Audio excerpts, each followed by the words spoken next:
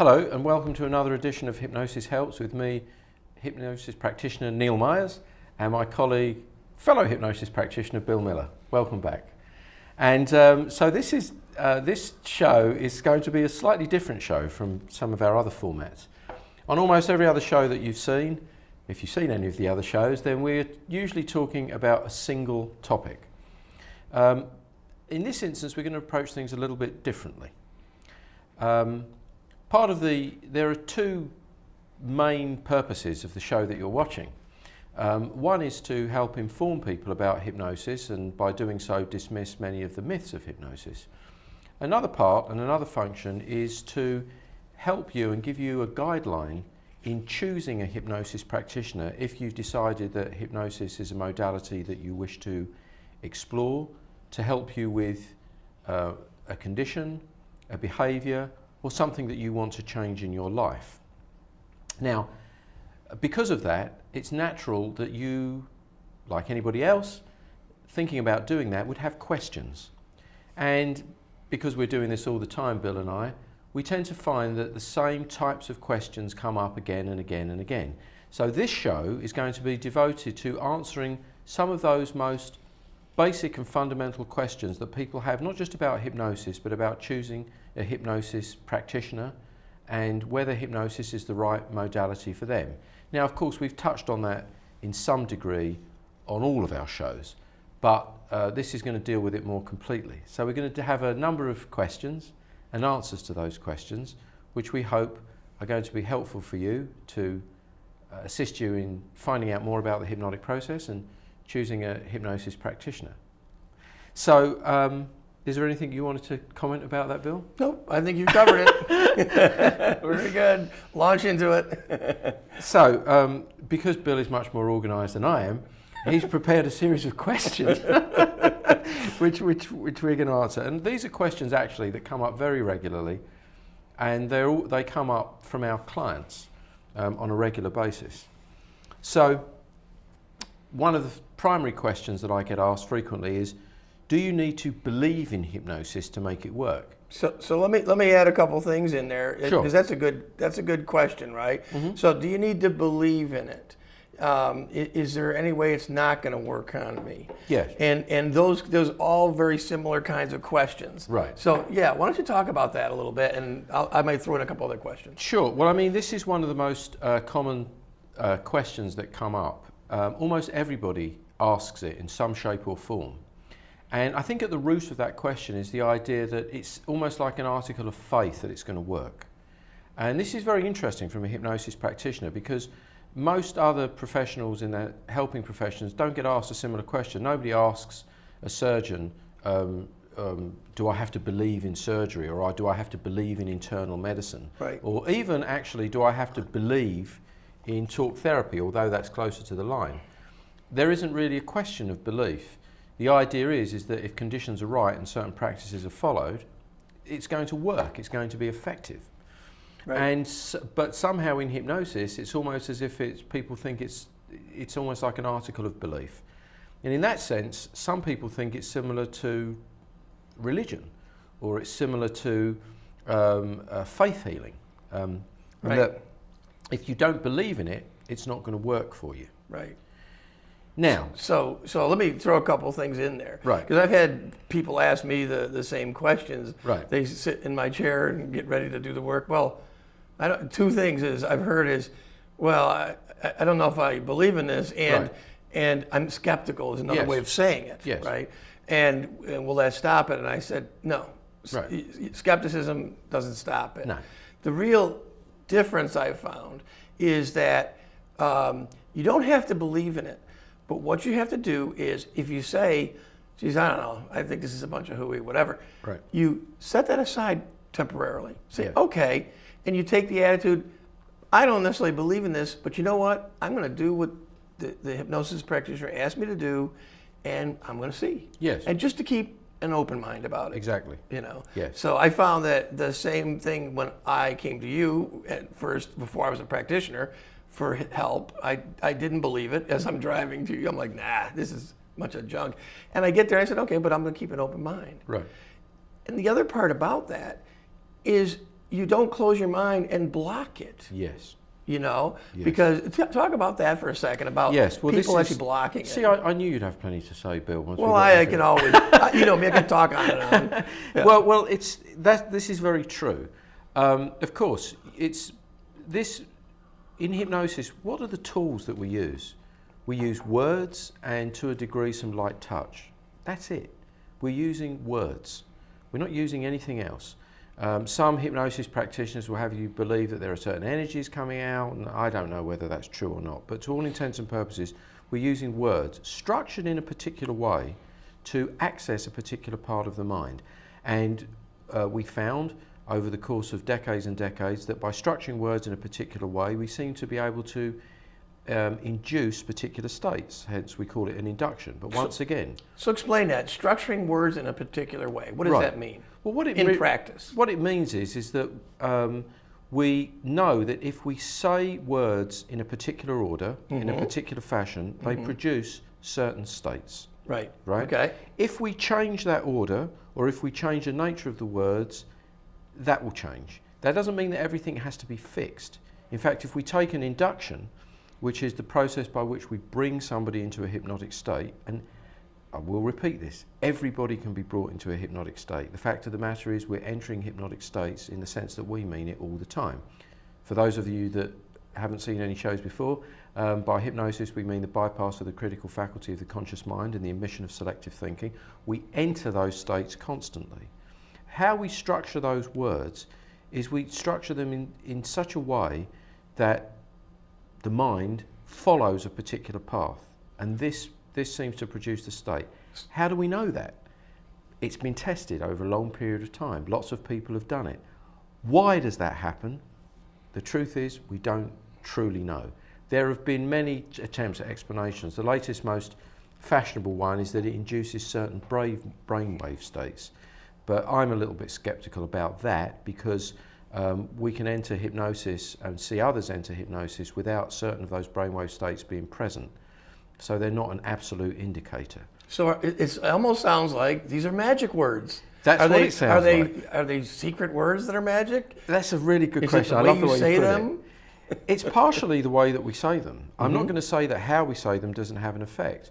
We know that a big part of communication is not just the words, it's the intonation of the words, how the words are said. And in a sense, there is a certain energy that comes from one, and this happens just in regular communication. That's one of the difficulties, for example, of communicating by text messages, because we often don't hear the emotional tone in the words, and that's partly why people use emoticons and things like that to try and, so that people know when they're being ironic or when they're joking or when they're being serious, or when they're, so that the words are not misinterpreted. So in the same way, when we use a hypnotic induction, yes, how we say the words, the power of the words, the pace of the words, the pitch of the words, but the content of the words is important. And there are some words that are better than others. There are some things that we don't want to say. There are some things that are not helpful. Why wouldn't we want to say certain things? Because the mind seems to follow particular patterns and will block the process of induction and create the opposite effects of what we want. And again, there's some people that will claim that they know exactly how this works and that it happens, and I truly wish that were the case. We don't know. We just seem to know that certain words produce certain measurable effects. And if we follow these procedures, these protocols, they happen. And this is very similar, for example, to a surgeon, to put it very concretely, healing a bone. They know that if they set the bone in a certain way, create certain conditions, that bone is going to heal, unless there are certain very specific problems. They just have to know how that happens. The magic by which it happens, the healing process is extraordinary and profound at every level. But they don't have to even understand that necessarily. They just have to know to set the bone in a particular way and provide certain nutrition and certain rest, and it'll happen.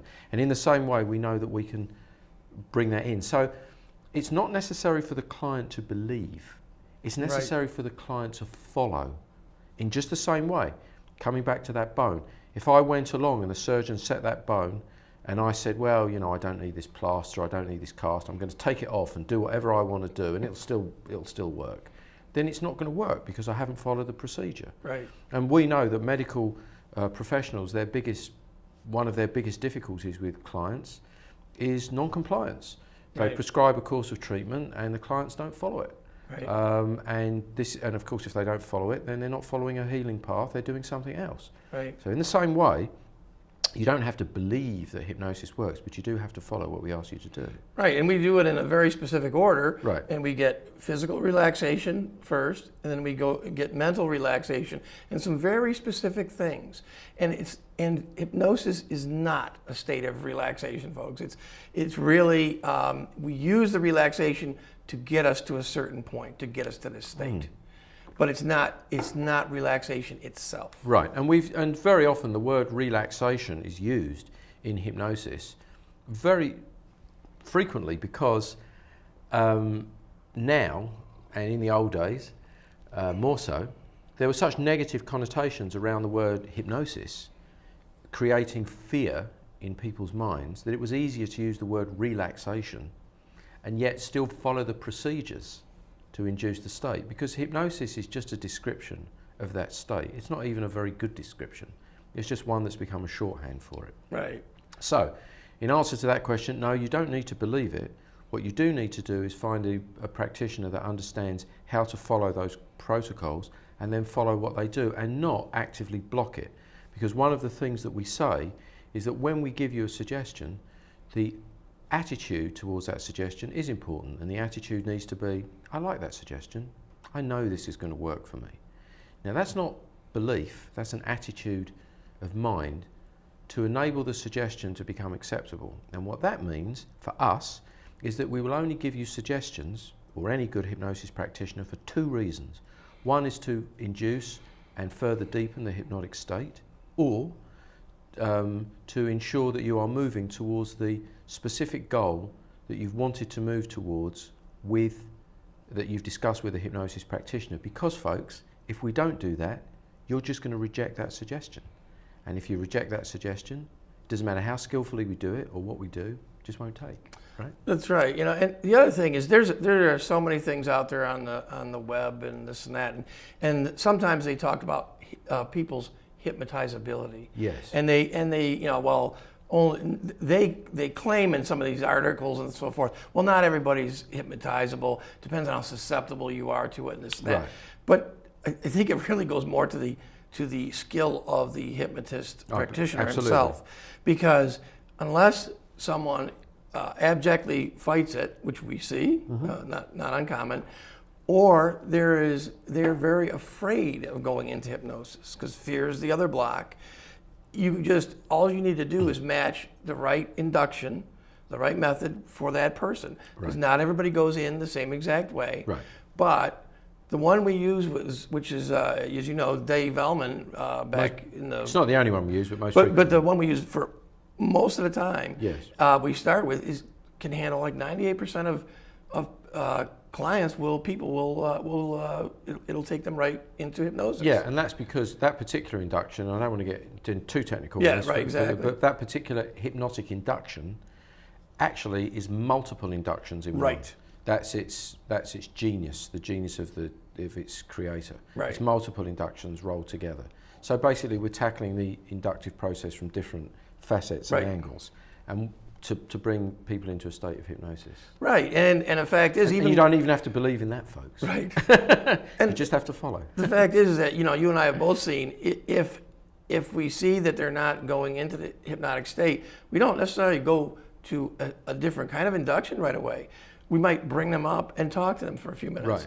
Because usually in that case, it's fear blocking it. Yes. And if we can, through just talking consciously about it, lower that level of fear, Right. then that induction will work. Yes, and once again, you've heard us say this on these programs many times, the real fundamental block to hypnosis, if there is a fundamental block, is fear. Right. Fear of either the practitioner, fear of the process itself, or even fears that it won't work or that it won't work in the way that one wants it to, but basically in the mind some level of fear. And so the other thing when selecting a hypnosis practitioner is the hypnosis practitioner should be talking to you before the actual hypnotic process. If you come into a hypnotic practitioner and they put you straight in a chair or whatever and say, right, okay, we're going to start, we've got 1 hour, here it goes. This is not good practice, I'm sorry. An essential part of the practice and something that you should look for is somebody that explains it to you, talks to you about it. We've done shows about the myths of hypnosis. We're not going to cover those in this show. We've already done those. What hypnosis is, what it isn't, what your role is, what their role is. This needs to be an essential part. Some people believe that their website is going to do all that for them. I don't trust any website or even any material that I've sent the client. I make sure that I explain to the client a lot about the process. We create conditions for success. Right. This is very important. And as a part of the process, we follow up. Right. This morning, before filming this, I was in contact with 3 clients on entirely different matters, and I actively followed up with those clients. Again, when selecting a hypnosis practitioner, you should look for somebody who's willing to actively follow up. If their practice is structured in such a way that basically you come in and sit there for however long it is and then leave and you never hear from them again, that's, for me, that isn't professional, I'm sorry. I follow up with my clients. I want to know what's happening with them. It's part of the care of the client. And even if it's a very simple case. Oh, yes. Like the sleep program we do where, Yes. Let's say somebody just has a busy mind. Right. It's not related to lots of anxieties Right. or fears. They just have a busy mind and it won't shut up. Mm-hmm. Well, that's a very simple but very powerful process we give them. Yes. It's a single session, basically. Yes. And, they're done, but we still follow up. Yes, in How fact, are you sleeping? it's so important, that follow-up, that actually we build the follow-up into the program. Right. That is part of the program. Right. Right. So again, one has to view, when working with a hypnosis practitioner, not only what happens in the hypnotic session, but what happens before one is brought into hypnosis, what happens afterwards, and the follow-up. It's all part of it. It's an ongoing process of help. Right. And health and healing. And especially too, we've mentioned this more than once, but the fact is, especially like take a case of smoking. Yes. If you call up a hypnosis practitioner and tell him you want to quit smoking, if all he says is, "Oh yeah, come on in, I got a program, we'll do it. It's 1 or 2 sessions or whatever," and he doesn't really ask you any questions about it, it's kind of a sign that you've probably got a cookie cutter approach. And in a lot of cases like that, the success rate is very low. And so that's another important point. So when selecting a practitioner, one of the things that you should look for is, are they asking you questions? We make sure that people are, as all professionals do in all fields, but unfortunately some hypnosis practitioners do not, we make sure that somebody is properly qualified for our programs. Not everybody is in the right time and place in their life for what we have to offer. And hypnosis, a very powerful and effective tool, is not the answer to everything. We're going to talk about that next question. Well, I know. Recently, I had a potential client. Actually, he was somebody doing some work at my house. Right. And I mentioned what I do, and he said, I said, quit smoking is one of the things I help with, and he asked me the price, and I told him, and he thought, well, that's rather expensive. And I said, yeah, but if you compare it against the cost of smoking, oh no, it's not. Right. The payback is so quick. But the other thing I told him was, before I would accept you as a client, I'd do a test about, are you truly ready to quit smoking? Right. And I said, if you don't pass that test, I tell you, don't waste your money. Right. So I won't take the money just for a cookie cutter approach. Right. And then I would tell him what he would need to do to get ready to be successful. Yes, absolutely. And I'm going to tackle this one. It's funny, I was talking to Bill about this morning.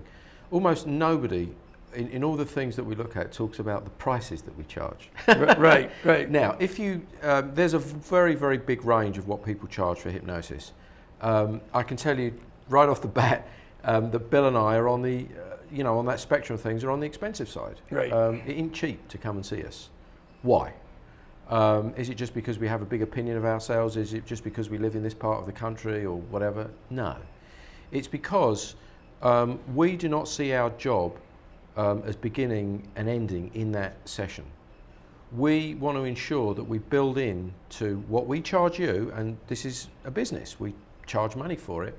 We build in enough to ensure that we can follow up with you, do the work, have the conversations, because we don't charge anything for those conversations. We don't keep a running hourly clock. We charge by the sessions, and the sessions are based upon a specific goal that you want. And so I always say to my clients that you're looking to invest a certain amount of time and a certain sum of money to get a certain result.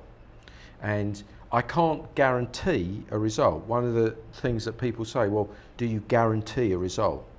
And anybody, folks, if you ever approach a hypnosis practitioner and they guarantee a result, run the other way, because no medical professional will guarantee a result. Doctors who are dealing with the physical body won't guarantee a result. What they will guarantee is that they put their best efforts in, right, that they use their skill and professionalism, and that you are a good candidate for what it is that you want. That they will guarantee, right? That's part of their professional code of ethics, yeah, and due diligence. Right.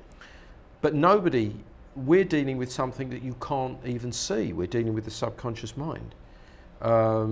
Even your car mechanic won't guarantee a result.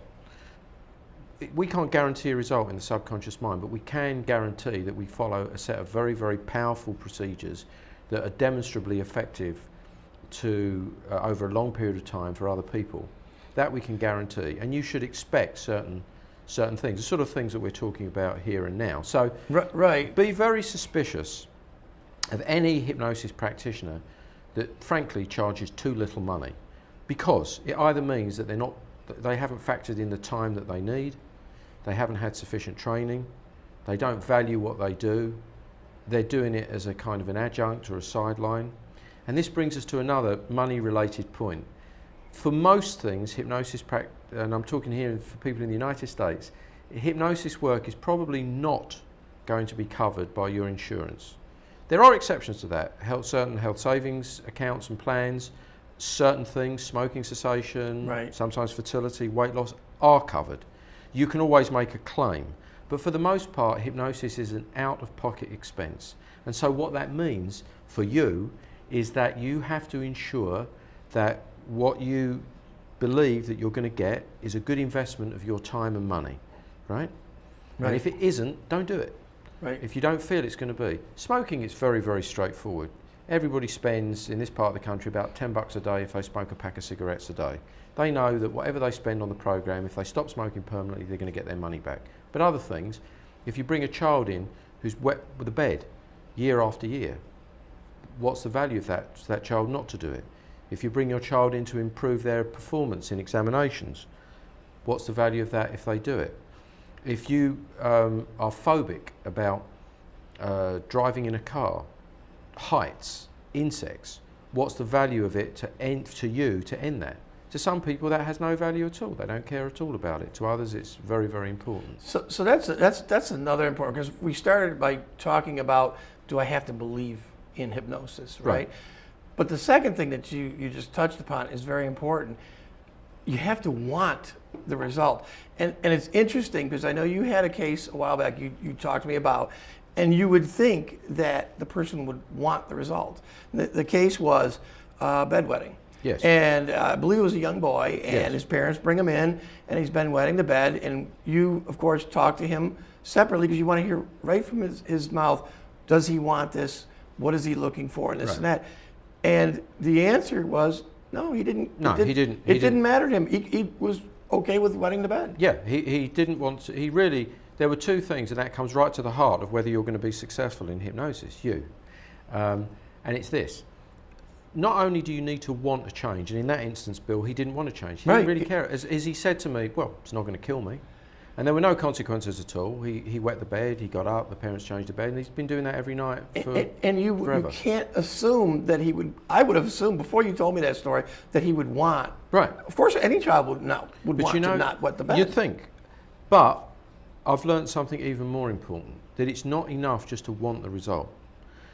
The person that comes to see us, and you, if you're going to be successful, people come to us because they want some sort of change. Right.